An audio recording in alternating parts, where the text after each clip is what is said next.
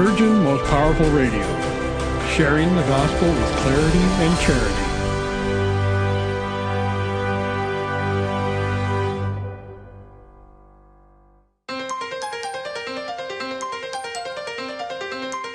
And now, Virgin Most Powerful Radio is pleased to present Hands-On Apologetics with renowned Catholic author and apologist, Gary Michuta.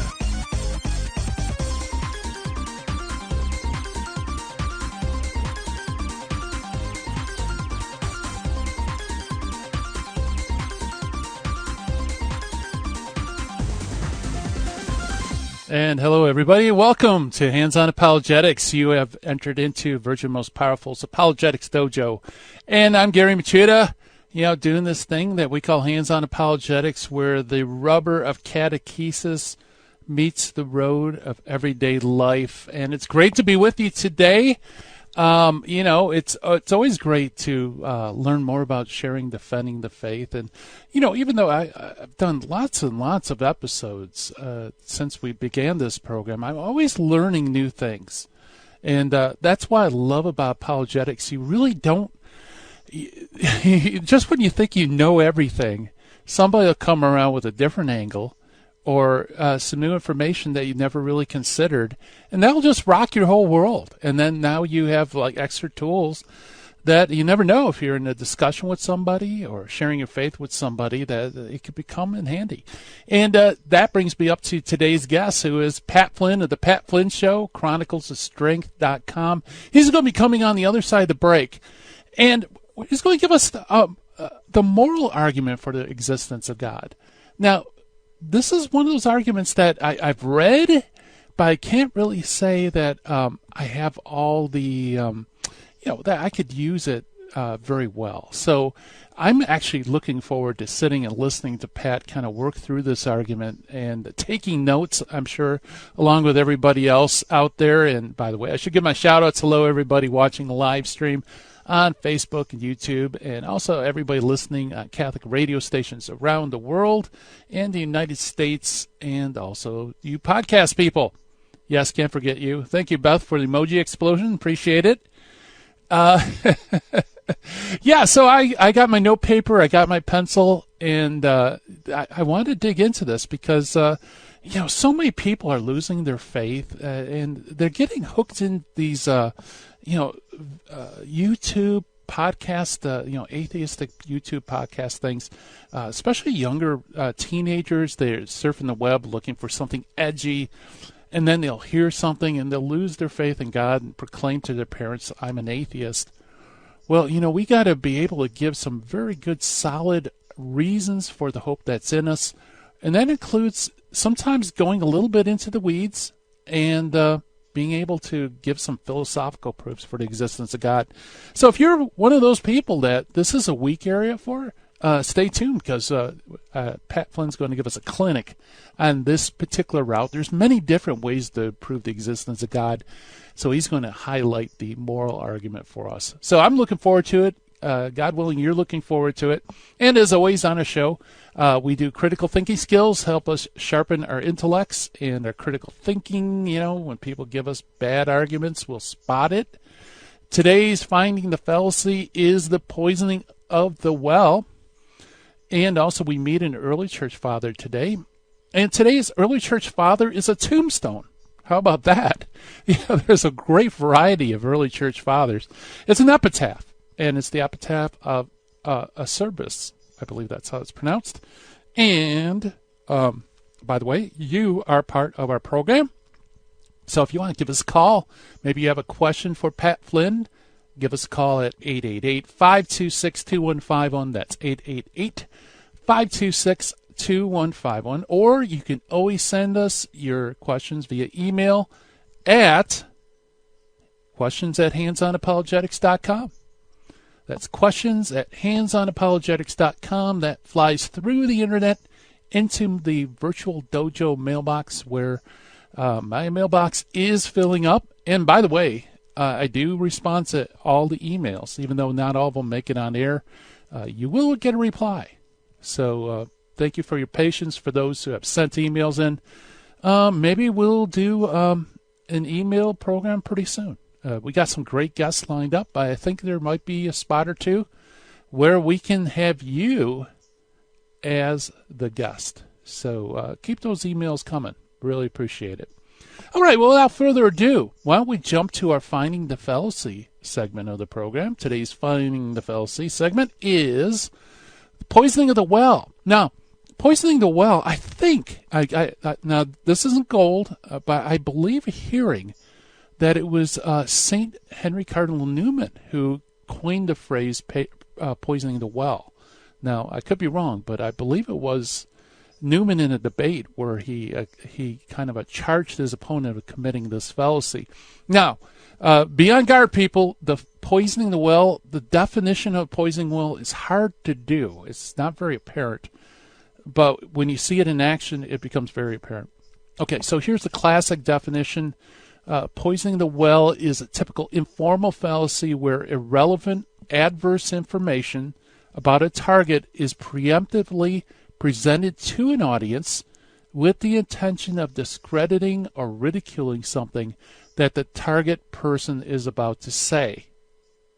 Okay, now let me repeat that. It's an informal fallacy where irrelevant, adverse information about a target is preemptively presented to an audience with the intention of discrediting or ridiculing something that the target person's about to say. So it's kind of a fangled ad hominem attack, but it's more than that. You're not just insulting the person, but you're insulting them or giving adverse information in such a way as to discredit a particular position they are about to give. So think of it, the poisoning the well is actually a very apt name, because to get water, you get water from a well, right? But if you poison the well, then any water that comes out of that well is bad. You can't drink it. Well, in debate, poisoning the well is where you kind of poison your opponent so that the audience won't accept anything they have to say. And this is usually by kind of a preemptive strike.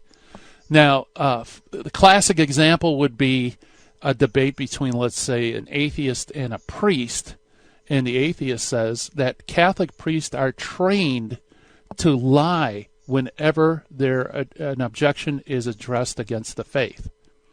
So that is the preemptive strike. Now, what can the priest say to get them out of this predicament? Now, if they deny it, if they say, hey, I went to seminary, they never taught that, the opponent can always say, see, he's lying just like he was trained in seminary to do.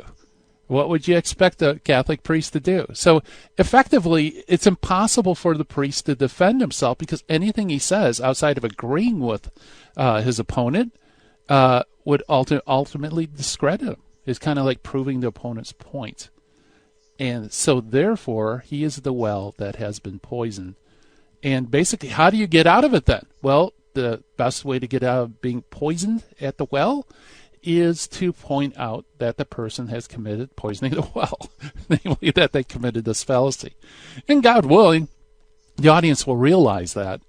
And or another way you could do it too is put the burden back on your opponent and say, okay, what in the world can I say that would answer your charge? You give me what I should say if I want to deny this charge. And if they can't do it, then you kind of demonstrated, well, see, you've basically poisoned the well. All right. That is our Finding the Fallacy for today. A kind of fun one, if you think about it. And let's move to the early church father for today, which, like I said, is not a person, but a person's epitaph. The epitaph of Abercius. Excuse me. I'm sure I'm murdering the name, but Abercius, let's say that. Abercius looks a little bit better.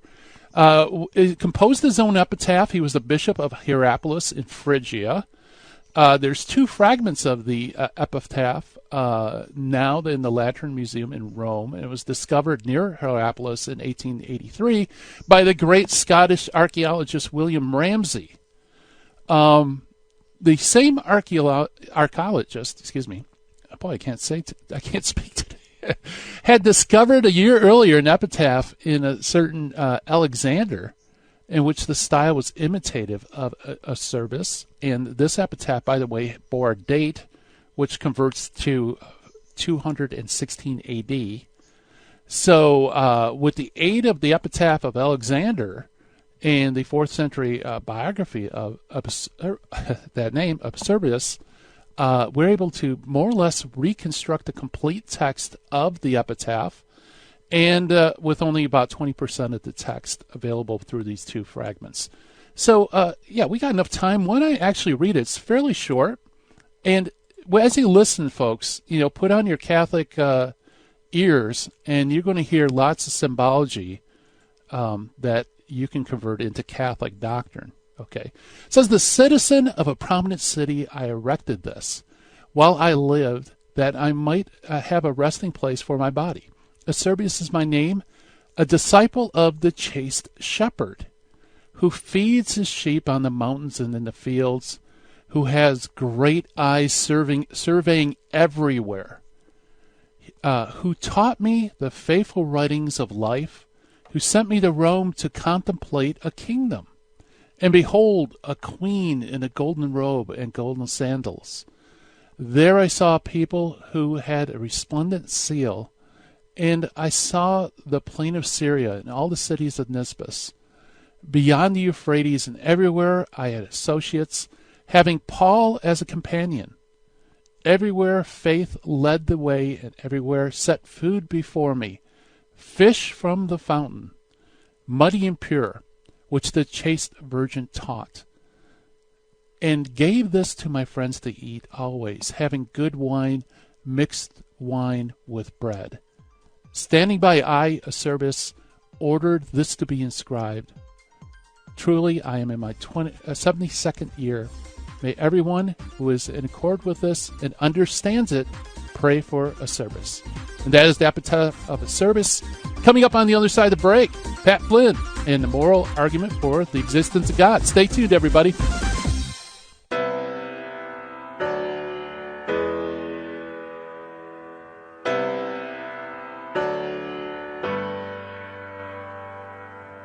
Welcome to our January 11th, 2020 Spiritual Warfare Conference. Every year without fail, this is our most popular, well-attended event.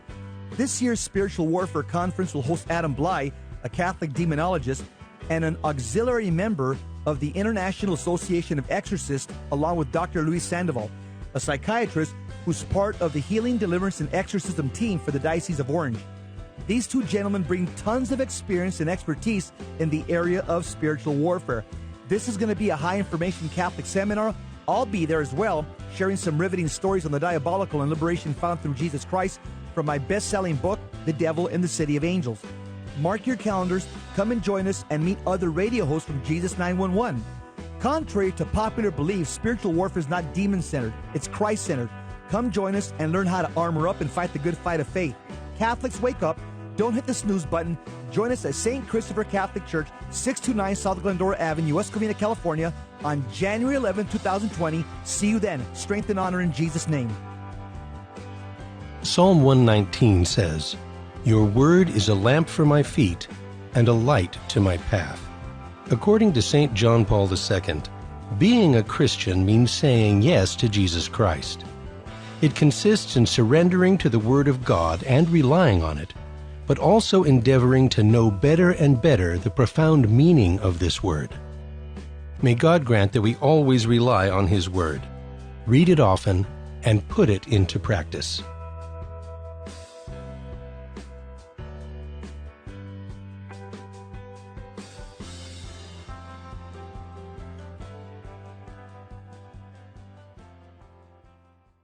Buying or selling your home or your business property? This is Terry Barber. Real Estate for Life underwrites the Terry and Jesse Show, and they can connect you to one of 900 pro-life real estate agents around the world. And when they receive their referral fee, they will give 80% of it to a pro-life organization.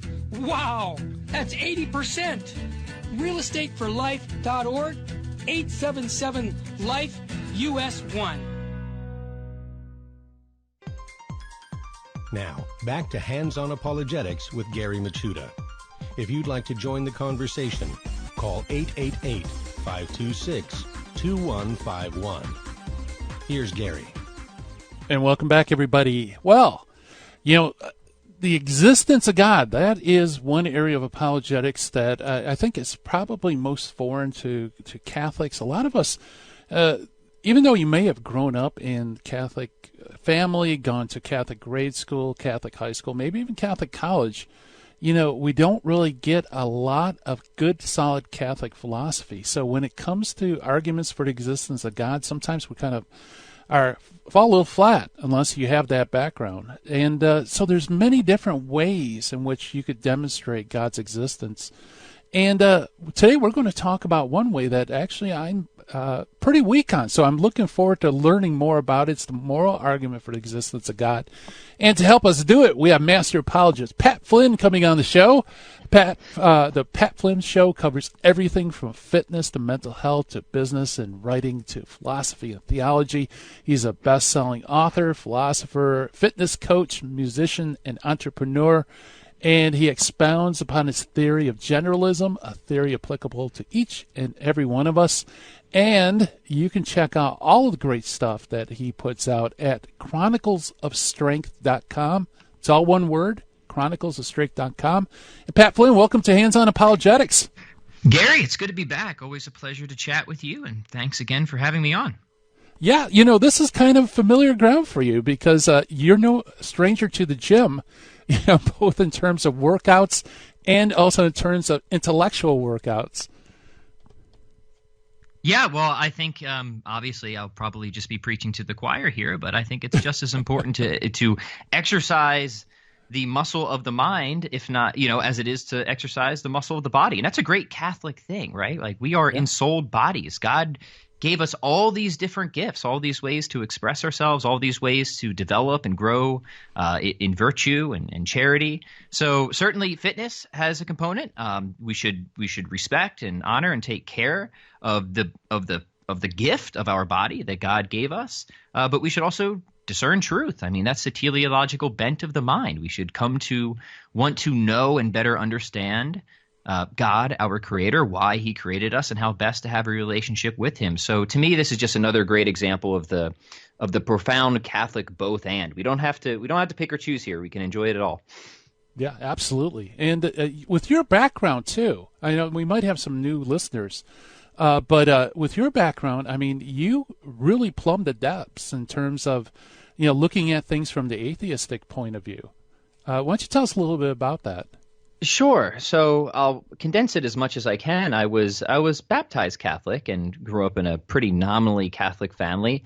Fell away from the faith at a pretty early age, early middle school. I remember the first seeds of doubt were really planted in my mind and around my sixth grade science class, and we were learning about the origins of the universe and the Big Bang Theory. And I remember just feeling like the foundation under my feet had completely slipped out. It was a very sinking feeling because I was like, this is not what I learned in first grade Sunday school. Like, where's Adam and Eve? And wasn't there like a snake involved in this? And I didn't, of course, flip into being an atheist immediately, but that really undercut my assumptions and worldview at the time. And I never recovered from that much later. I just kept growing in skepticism and growing in doubt until by the time I was in high school, I had really discovered some of the old atheists and existentialists, people like Nietzsche and Sartre, and they really brought me into an atheistic paradigm. And then, long story short, as I really continued to study this, because I was still burdened by the big existential questions. I wanted to make sense of reality, of why we're here. I realized atheism, specifically metaphysical naturalism, just can't do it. It's inadequate. And to the extent you try to be consistent with it, it winds up being incoherent. And we've talked about that before. So I kind of, just as I kind of outgrew my original religious beliefs, I eventually outgrew my atheistic beliefs and then began to reassess the religious position, this time from a much more, I think, philosophically capable, with a much more philosophically capable attitude. And eventually worked my way back into the Catholic faith. And as we kind of joked before, I think I converted to Thomism before I did Catholicism, but we eventually got there. And then I look back at everything that happened in my life, and I realized, wow, I just had really bad catechesis. So I've sort of felt a calling since then. Now I'm involved with youth groups at the church because I don't want people to fall away from the faith. like I did for really stupid reasons. Like nobody ever gave me that foundation. It could have saved me a lot of trouble and difficulty, but now I see it as a blessing because I do understand the atheistic worldview. I can represent it fairly. I've really plumbed its depths, so I think I can articulate why Catholicism is true and why this is a more intellectually robust tradition. Yeah, and your story's not, I think it's a very common story because for some reason we think once we go through like 8th grade religious ed, we get confirmed. We know it all, and then we go into like secular college or something, and they present something very different. And it's instead of going back to the church and saying, "Okay, well, give me the adult version," we just kind of mark it off as, "Oh well, I guess that was wrong, so now I'll just follow what academia says." Yeah, it's really babyish. I was lamenting about this to a few people in my parish. It's like here we have kids, especially in high school, who some of them are doing calculus, and we're giving them absolutely kindergarten theology. They have not surpassed a level of theology or philosophy that really a first grader would be capable of. So there's this enormous disparity, and it's not like that sophisticated, nuanced theology. It's not like it isn't there. It's absolutely there. But for some reason, I have no idea why. But before I was working with high schoolers, I was working with fourth graders. And man, these kids are smart and they want to actually dive deep with this stuff. And I would get so frustrated when I came in after being on vacation and we had substitute teachers and I learned that they were just, coloring pictures or making rosaries. And you wonder why people are leaving the faith. You're not teaching them anything, right? And it's just, I could go on forever about that. It's a huge frustration of mine because I personally relate to it. It led to me leaving the faith. So I'm trying to do what I can to show that one, children can handle this stuff. Let's give them some credit here, and they want to. They get interested in it. They love talking about it. So we got to stop treating them like babies, especially by the time they're in high school.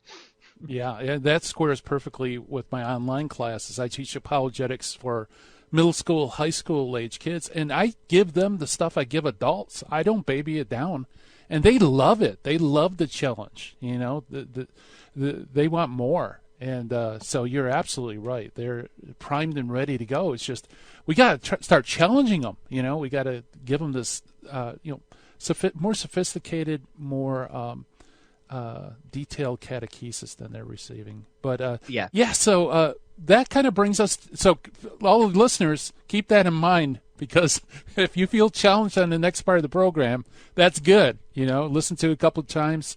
Kind of soak in it because, like I said before, there's many different arguments for the existence of God.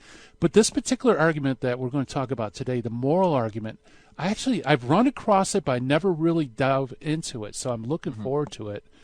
Tell us a little bit about what exactly is the moral argument. Sure. So I, like you, Gary, kind of avoided the moral argument for a while. I was really interested in more of the sort of contingency style arguments because I felt like really airtight metaphysical demonstrations could be given for God's existence. And I never saw a version of the moral argument that was quite as tight or quite as decisive. But I've come to appreciate the moral argument more because it tends to hit people right in the gut, right where they live and right where they're at. So it has great emotional weight. And I think it essentially gives people a choice and a decision they can make. It lays out the stakes and it really wants to say that, hey, if you really think that morality is a real feature of the world, that some things truly are good, bad, right, or wrong, then God comes with that. We really need God as this sort of ontological support or objective foundation to affirm the reality of moral values and duties. On the other hand, if we don't have God, if God does not exist and atheism is true, that foundation is gone. And all of what seems to be our moral experience, we will quickly admit really must be some type of illusion or possibly even a delusion. Now, I think the difficulty with the moral argument is that it's very tough to prove that morality is objective and a real feature of the world. Now, I think we can, and what we'll try and do in the show, is give arguments to show that there's no good reason to deny it. And then where people can get is to a point where you can essentially make a choice and say, okay, there's a lot of good reasons to affirm my moral experience. And as soon as I do that, I'm going to be, I would, as we'll argue, committed to some sort of theism, some general theism at the very least. But I could go the other way. I could be a nihilist, right? But there's no good reason to do that. And I think what I would want to say in a moral argument is that unless somebody can give you a really, really, really, really, really good reason to deny some otherwise obvious basic fact of existence, such as most people would assume like rape being wrong or the Holocaust being evil, then you probably shouldn't go with that ridiculous position, right? It's like it's kind of like somebody arguing that you're in the Matrix, right? Can we prove that we're not in the Matrix? And here we are talking about the damage that Philosophy 101 courses do again, right? Right. Right. Like maybe we can run some retorsion arguments and show that if you try to argue that somebody's in the Matrix, you're just going to lose human reason in general. But mostly we would just say there's no good reason to believe that. So we're justified in trusting our sense experience, that our faculties are generally reliable, unless somebody can give me a really, really, really good reason that I should think that I'm in the Matrix. And I would say that's kind of what the moral argument is like. We want to just show that morality is really a properly basic belief, that we are perfectly rational and justified in believing. But with that, once we recognize that, God comes along with that assumption. Yeah, that's good. Yeah, and when you say basic belief, so that means that we can't positively demonstrate it, but basically if we deny it, everything falls apart? Yeah, something like that. It's foundational. It's not something we necessarily work up to. It's something that's sort of immediately occasioned to us through experience. We just have this sort of direct moral experience of the world when we, the natural law is written on our hearts, as Scripture would say. But when we see and experience certain injustices, we naturally want to say, no, it shouldn't be that way. That's wrong. And this is, of course, common to everybody. So then the question is that experience is it really telling us something real, or is this some type of delusion or illusion? And that's the critical question right there, right? So if it is telling us something real, then we need to ground that reality. And it can't be grounded in something physical or material. It just won't work for reasons we can go through. And we're really going to need that objective and transcendent reference point, which almost everybody would call God, in order to explain the existence of objective moral values or duties. If we deny it, then we're going to be in a whole bunch of trouble, and there's no good reason to deny it is how I would tend to frame this argument. Interesting. Yeah. So, yeah, very good. So, in a way, it puts the burden on them to try to deny certain things that everybody experiences as being real and objective, and that's really kind of the only way you can slip out of it. But I hear the music coming up, so. We'll park it there. That's a good cliffhanger. We're talking with Master Apologist Pat Flynn about the moral argument for the existence of God. Stay tuned, folks. You're listening to Hands On Apologetics, and we will be right back.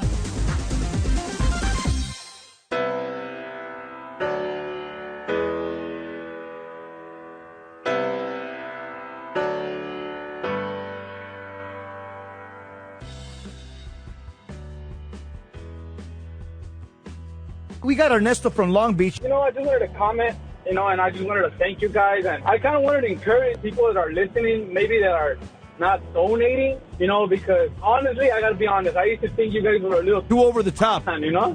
That's right. If God gave us a lot, and I have the blessing of listening to all this, and I just want to call all the people. I got 5 kids, and I don't make a lot of money, and I'm still donating to you guys. God bless you, brother. You're amazing. We have to do this. We have to do the extra. And it's not even the extra. People see it like it's extra. Kneeling for communion, saying your rosary, saying the Divine Mercy Chaplet. It is not extra. It's what the church tells us to do. Amen. You're a good man, brother. 30 years old, 29 years old. 5 kids, and I thank you guys. So everybody else, man, get on fire. Fight for the truth, man. You know what I'm telling you guys. I love it out there.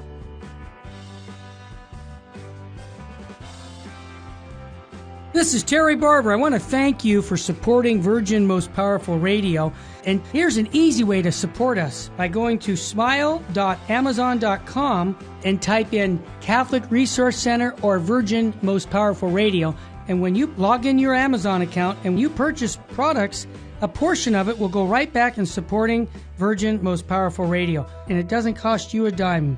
I want to thank you ahead of time because that supports us year-round. May God bless you and your family.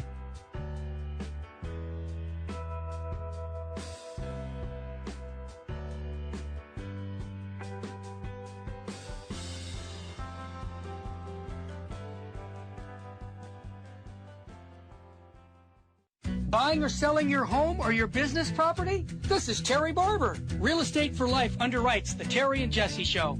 And they can connect you to one of 900 pro-life real estate agents around the world. And when they receive their referral fee, they will give 80% of it to a pro-life organization. Wow! That's 80%!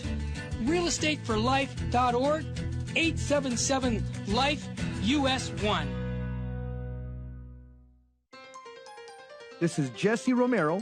You're listening to Hands-On Apologetics with Gary Machuda on Virgin Most Powerful Radio. And welcome back, everybody. We were chatting with Master Apologist Pat Flynn about the moral argument for the existence of God. And, well, Pat, you kind of laid out the general view of the argument. And, well, where would you like to go? Do you want to build a positive case, or do you want to start addressing objections first? Yeah. I think we can just maybe state the argument simply. I think the snappiest presentation of this would be the one that philosopher Dr. Bill Craig often gives. And it's just really two simple premises. The first is that if God does not exist, then objective moral values and duties do not exist. And then the second is just that objective moral values and duties do exist. And then you just have a modus tollens there, and the conclusion follows that God exists comes with it. So I think, a good way to start with this is just kind of let's just start with some definitions, right? What do we even mean by objective moral values and duties? And here we can just take a minute and reflect on our own human experience, that we really do have this perception of what seems like a moral realm. We believe that some actions are really better than others, and that there is true value and goodness and meaning in the world. And the interesting thing about this is people who would even deny these experiences, they really can't live consistently with that position or their skepticism. So as soon as somebody wants to say that ethics or morality is an illusion, which some moral nihilists and skeptics do, really, like 5 minutes later, you find them on Twitter going on like a political rant about how evil or bad or good certain politicians are, right? So always saying one thing and then constantly doing another. But we can kind of push the performance contradiction further, because like the only reason a person would bother arguing for moral skepticism in the first place is because they think there's something valuable about truth, about coming to a correct position.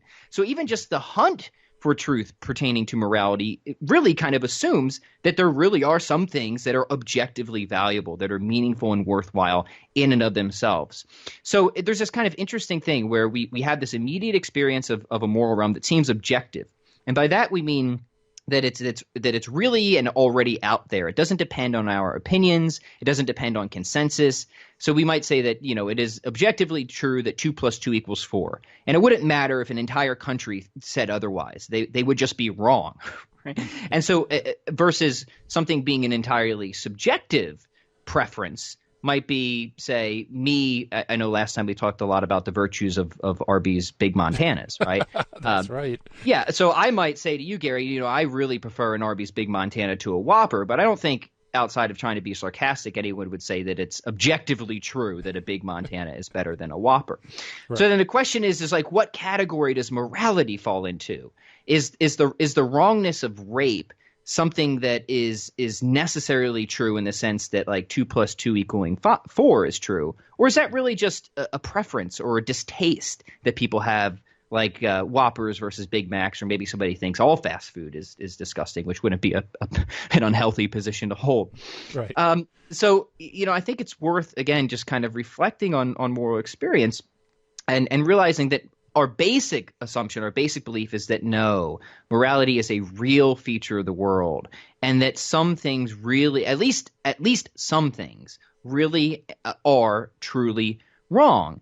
And this is how most of society, almost all of society, in fact, operates. And we need this really to even make sense of moral progress in general, right? So if you really want to say that America has made any progress since we used to practice slavery, or that Germany has made any progress since the Holocaust, which almost everybody does, then we're back to assuming that morality is a real feature of the world. And what somebody like Dr. Bill Craig points out when he presents this moral argument is that the skeptics usually actually affirm the truth of both premises, right? So there's a quote by our friend Richard Dawkins, which is really interesting, because he kind of takes the skeptical position, the eliminativist position, and his quote, this is from River Out of Eden. He says, "In a universe of electrons and selfish genes, blind physical forces and genetic replication. Some people are going to get hurt, other people are going to get lucky, and you won't find any rhyme or reason in it, nor any justice. The universe that we observe has precisely the properties we should expect if there is, at bottom, no design, no purpose,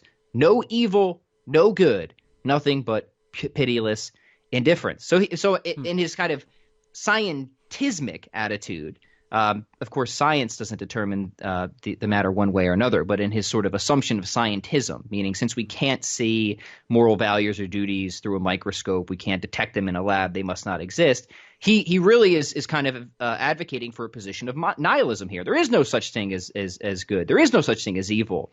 So that first premise of the argument is actually something that many atheists themselves argue for. So this is not just something that theists argue. People like Sartre would call man a useless project, that without God we live and die without meaning. Nietzsche famously said there are no objective moral facts. And why do they assume this position? Well, I think they can see clearly that if really all humanity is just some slightly or even more significantly more evolved primate that just emerged spontaneously and entirely by accident, our moral experience is reduced to something that's been fobbed off through the socio-bioevolutionary process. It doesn't refer to anything. It doesn't match up to anything because there's nothing for it to match up to.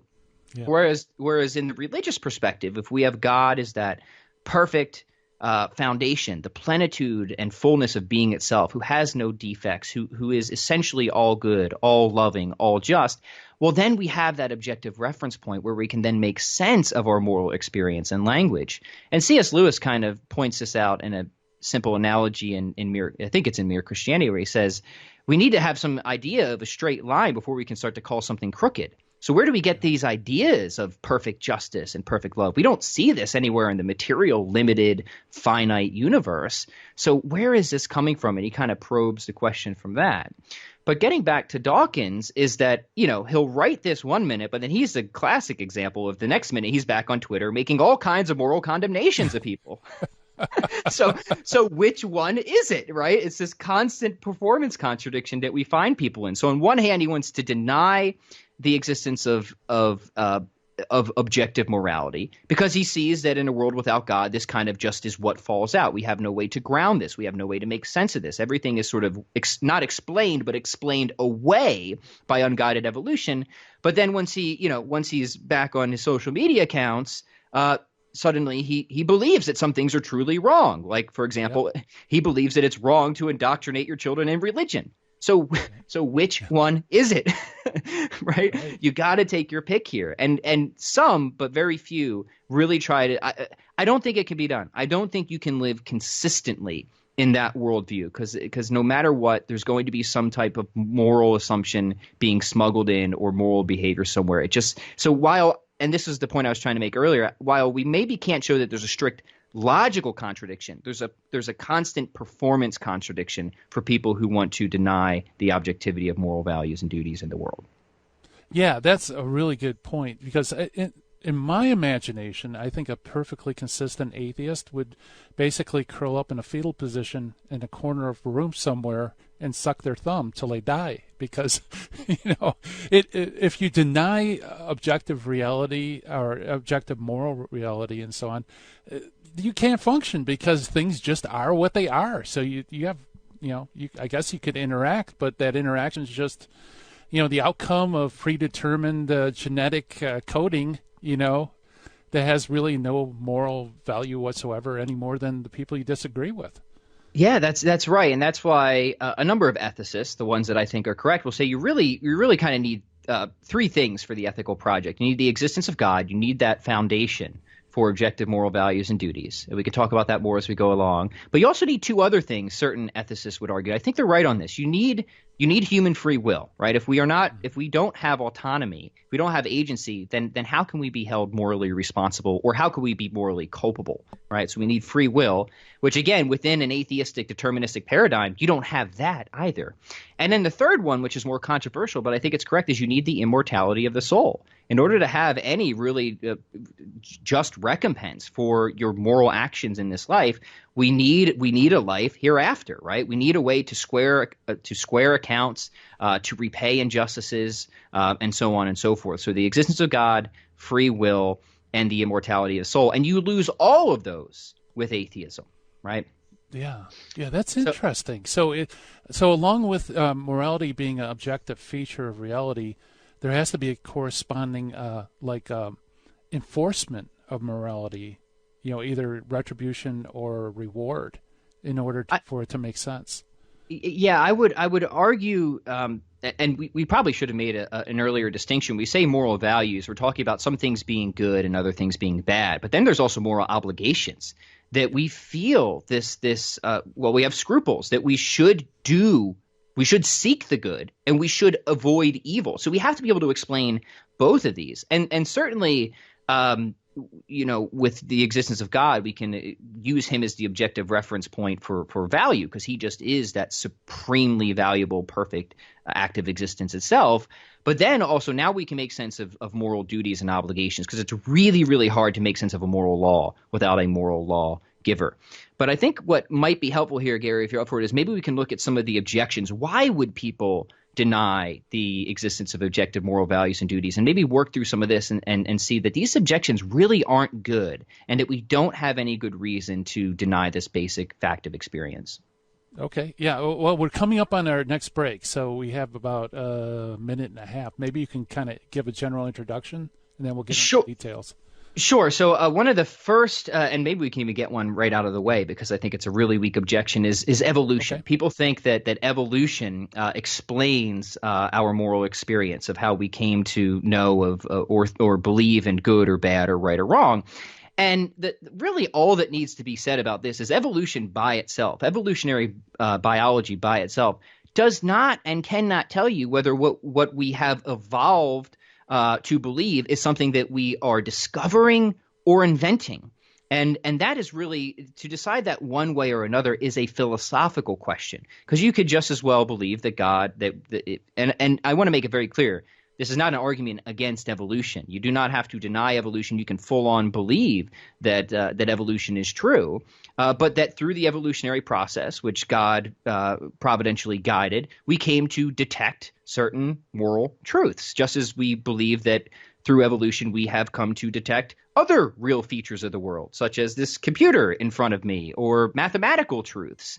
So I think the superficial argument from evolution is really weak, because it doesn't tell you whether you've evolved to detect and discover or invent something. And that's a philosophical question. Very interesting. Very good. We're chatting with Master Apologist Pat Flynn about the moral argument for the existence of God. More to come on the other side of the break.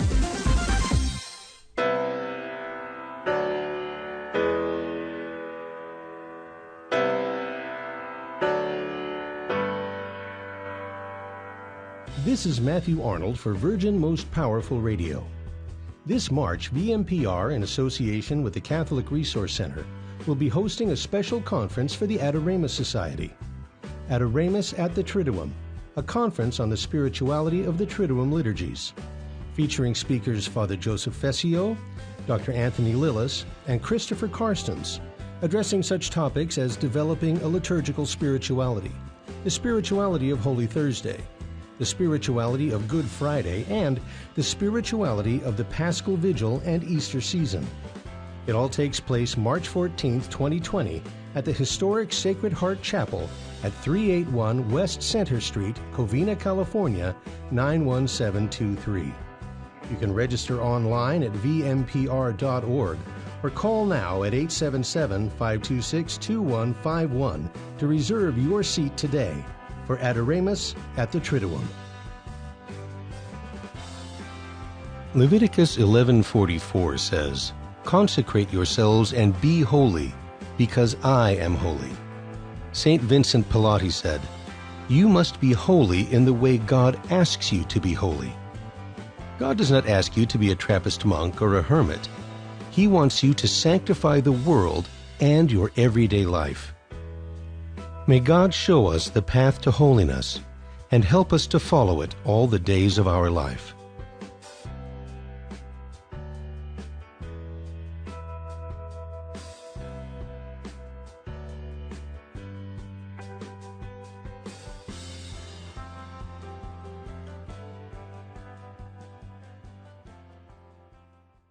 Buying or selling your home or your business property? This is Terry Barber. Real Estate for Life underwrites the Terry and Jesse Show. And they can connect you to one of 900 pro-life real estate agents around the world. And when they receive their referral fee, they will give 80% of it to a pro-life organization. Wow! That's 80%! realestateforlife.org, 877-LIFE-US1. Now, back to Hands-on Apologetics with Gary Machuda. If you'd like to join the conversation, call 888-526-2151. Here's Gary. And welcome back, everybody. If you missed the earlier part of the program, you missed a lot, so you got to listen to it again because Pat Flynn's giving us a clinic on proofs for existence of God from moral argument. And Pat, right before the break, you took down one objection that's very common, namely that this morality that we perceive or we make is a product of evolution, and you showed that. Well, basically, that's kind of a non-starter because you eventually get to the point where you can't determine without going to philosophy whether it's something that we discovered or we invented. So is that a good summary? Yeah, I think so. I mean, some people want to even challenge that there really is no full evolutionary account of our moral experience. And certainly that's true. There's many different theories there. A lot of them are mutually exclusive and conflicting. But we could even just say, even if we granted, even if there was a full evolutionary account, it wouldn't settle the debate because did we evolve to discover this moral realm? Or did we completely invent it? And that, of course, is a philosophical question. And I think what leads people to use evolution as an objection isn't evolutionary science itself, because like we said, it doesn't determine it one way or another. But it's evolution plus some prior metaphysical or philosophical commitment. And specifically, I think this is the deeper, more fundamental objection, a commitment to something like scientism. Right, the idea that if we can't detect it in a lab, or if we can't investigate it empirically, if we can't see it under a microscope or observe it through a telescope, then it doesn't exist. It's absolutely meaningless. So then when you conjoin evolution to scientism, okay, this is the real objection. This is a deeper objection because it's true. Like we cannot observe moral values and duties under a microscope or in a lab. And I think there's a good quote that kind of summarizes this position. I think it's a paradigmatic example of scientistic thinking. And this comes from Yuval Harari, who's the author of the book Sapiens. And this is what he said at a TED Talk. He says, human rights, just like God in heaven, are just a story that we invented. They are not an objective reality. They are not some biological effect about Homo sapiens. Take a human being, cut him open, look inside. You will find a heart, kidneys, neurons, hormones, DNA, but you won't find any rights. The only place you find rights are in the stories that we have invented and spread around over the last few centuries. They may be very positive stories, very good stories, but they're just fictional stories we've invented. So I think this is it kind of makes you laugh because like how could somebody who's so smart say something so crude? Because this is clearly not something that science tells you. Science doesn't tell you, hey, if you can't detect something empirically, it doesn't exist. That's a philosophical statement. And so he's making a philosophical statement, but he's kind of veiling it as a scientific argument. And it's not a scientific argument. It's a commitment to this idea of scientism. So I think if we just show that scientism is ridiculous, then we undermine this objection. And of course, scientism is ridiculous. It's either self-defeating or it's entirely uninteresting. Because if a person is really going to say that only that which the scientific method can effectively observe or quantify or detect is real, then they will have immediately failed to meet the very standard which they are attempting to impose on everything and everyone else, since the assertion only believe what can be scientifically proven cannot itself be scientifically proven. So it just undercuts itself. It just can't even sustain its own burden that it attempts to set on everything else. So that's one reason to get rid of scientism. It's just self-defeating. But it's obvious that science already assumes other more basic areas of knowledge, such as logic, mathematics, and ironically enough, I think this is the key, it assumes the objective moral values and objectivity of moral values and obligations, because every scientist believes it is better to report the truth than lies, to conduct their science honestly. That's a moral assumption going into science. So how could we say that science could possibly affirm something which it depends on? Now, a person might push back and say, well, we just want to be honest because that gets us better scientific results. But I would say, again, that's a moral assumption. You believe that more reliable results are a better, more valuable thing. So no matter how much you want to push it, there's always an objective moral assumption somewhere. So that, I think, is the real objection, especially underlying the evolutionary one, is just this very crude commitment to a very crude philosophy. And it's not a good objection at all. Right. Yeah. So if he's doing an autopsy on a human, he won't pull out this idea that everything that can be verified by science is real. Right. It's just anymore than he's going to just like pull laws. out, anymore he's going to pull out the moral fact of rape being wrong. Right? Yeah, but why would you expect that? It's very odd. It's very odd. I want to do like a segment where on my show, like when smart people say dumb things, because I have no doubt that this man is very significant in his field. Just as I would admit Richard Dawkins, when he talks of matters actually pertaining to biology, has a lot of eloquent and interesting things to say. But it's when they step outside of their lane or they expose their philosophical pre-commitments, which are often unexamined, that they really venture a lot of very weak arguments. So, and that's something that speaking about young people need to be aware of. Just because somebody has a PhD after their name, just because they're a scientist, that does not mean they have any idea what they're talking about. And these are really very kindergarten-ish objections being made and have nothing to do with the actual sciences themselves. Right. Yeah. Very good. So perhaps we could just clear up one other objection, and okay. That one really is kind of the idea that various cultures and people and epochs have had moral disagreements over time. So doesn't that mean that all morality is relative or whatever? And C.S. Lewis, I think, does another really good job of refuting this by highlighting the fact that, yeah, it's true that different cultures and people have had different moral disagreements. But it's never been anything amounting to like a completely different morality, right? There's like some people may battle or enslave other people in their country, meaning they might not treat their neighbor as themselves. That isn't because they don't think they should treat their neighbor as themselves. It's just because they don't think that other person is their neighbor, right? It's right. A difference over like the facts of the matter. Is the love to my neighbor, does that extend just to my family or my country or my local tribe, or does it extend, as Christianity would argue, to every single human being on the planet and wherever else from there? So what Lewis points out, I think he's absolutely right about this, is there's never been a culture or a time or a place where people think that courage is a vice, for example, or that backstabbing your best friend is a moral virtue. Like, people would think that that's as bizarre as somebody arguing that 2 + 2 = 5. So really, when we look at the nature of moral disagreements, it really comes down to peculiar facts of the matter. And not to get into too much of another debate, but we see this with the abortion debate. Like, most everybody agrees, yeah, you shouldn't murder an innocent person. But the debate is this person a person? Obviously, I think they're a person, and they shouldn't be argued. And you saw the same thing with slavery. They're only some fraction of a person. They're not a full person. So people adhered to this this sort of natural moral code, this natural moral impulse that we should love people. But then they tried to deny or argue that these people are people. So it's a factual misunderstanding about the nature of this person. But they're actually kind of more similar than not on the actual moral principles themselves, if that makes sense.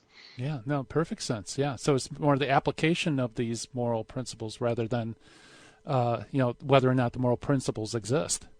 Yeah, and having just conceptual clarity and just good factual understanding about certain situations in life and the nature of things, for example. But even if you wanted to press that, I mean, this again would just throw you right into nihilism, because if you wanted to say, well, since there's been moral disagreements, then like we could never say that what the Nazis did was wrong, right? Like they were just different, right? Some people like blueberry yogurt, some people like raspberry, no big deal. But nobody in their right mind wants to say that. People want to say, no, they got something terribly, terribly wrong in what they did, and moral progress has been made. So we really want to press the consequences of this relativistic and nihilistic worldview, which so many people, especially in the university, young people, just assume entirely unwittingly because they think that it's impolite or intolerant to, quote unquote, impose your moral values on other people, as of course they're having relativism imposed on them, right? That's the deep irony. It's like there's no neutral playing field here. Somebody's getting something imposed no matter what. So the question should really be, okay, what are the right and proper moral values and duties? And how do I know? And then that's when we go from the sort of ontological question of whether there are to the epistemological question of how do we know? And there maybe we look to things like traditional natural law theory, revelation, the church, just reflection, on our moral conscience. There could be many routes there. That's sort of but that's a different discussion. So I know I just threw a lot out there, Gary, but we have a few minutes. I'm sure maybe we could jam around on some of the details or other questions or points. Yeah, I think usually when people are they confront the moral problem that non-believers basically kind of make a caricature and say, well, I'm an atheist and I could be a moral person, so what's wrong with that? Yeah, so that is an epistemological question, right? So the argument isn't saying you need to believe in God to be a good person. The question, the argument is without God, there could be no such thing as goodness at all. Full stop. So it's just a confusion of categories versus the sort of ontological versus epistemological. And this upsets people. And I would push it a little bit further and say actually I wouldn't even grant that, because if religion is a virtue, right? If God created us out of love, right? We do have a moral obligation to believe in Him, to worship Him, to give Him His due as our all-loving and perfect Creator. So to reject God, to turn away from God, to spit in the face of God, who gave us absolutely everything, is a horrendous act. It's an evil act. So, maybe don't lead in with that when you're having this conversation with an atheist, because it could be very upsetting. But sure. I think sometimes people concede that ground a little too quickly, because yes, it's true. Atheists can do many good things, right? They can provide much charity, have wonderful social organizations that do a lot of good on the natural side of things. But if we have supernatural obligations, right? If the first 3 commandments of our relationship to God are true, then we cannot be quote unquote good and turn our backs on God at the same time. So it's a different argument. It's an important argument, but it's not really the central thing we're trying to settle with the more ontological question of how do we make sense of moral values and duties, and where can they possibly be grounded? And there, we would argue that God is the only sound foundation for our moral experience. Yeah, very good. Yeah, that definitely is kind of a sidestep argument. But, boy, I can't believe our time has flown. Pat, where can people go to get all the great stuff that you're putting out on not only that, but fitness and business and all sorts of stuff? Sure. Well, my podcast, The Pat Flynn Show, would be a good first step. And, in fact, a few weeks ago, I went through the moral argument in a little bit more of a step-by-step format for people who want to hear that presentation. You should be able to find that on my podcast. ChroniclesOfStrength.com is my website. You can find me all around social media, either under the label of Pat Flynn or Chronicles of Strength. Yeah, very good. Yeah, it's great stuff. I'm so glad that I met you, because I've become addicted to all your podcasts, and it's definitely on my my list of daily listening whenever I get a chance to. So keep up the great work, and thanks for coming on the show. Thank you, Gary. That means a lot. Always a pleasure to be here. All right, ladies and gentlemen, Pat Flynn. Yeah, check it out. ChroniclesOfStrength.com. It's lots of great stuff, great information, and very articulate and just very helpful information. So check it out. It's hard to believe the hour is gone. It's already time to shut down the Midwest Command Center, turn off the dojo lights. I hope you enjoyed our broadcast. And coming up next, the fun continues with the Terry and Jesse Show. Impact Catholic Talk coming at you. Talk to you later. Bye. In the 1990s, I lived and worked in Hollywood. But when my wife Betty's mom took ill, we relocated to Orange County. And it was during this time in our lives that I converted to Catholicism. Once my eyes were opened to the truth, I couldn't learn enough about the faith. But I had less free time than ever, especially with a long commute. That's when I discovered the real value of Catholic audio. Listening to cassette tapes transformed my daily commute into a miniature retreat. And that's the beauty of Virgin Most Powerful Radio today. Since the podcasts are archived, you can listen anytime on our smartphone app. I know how listening to Catholic audio can bring you closer to Christ and His Church. So I encourage you to visit the App Store or go to vmpr.org and download the app today. It just might change your life. I'm Matthew Arnold for Virgin Most Powerful Radio.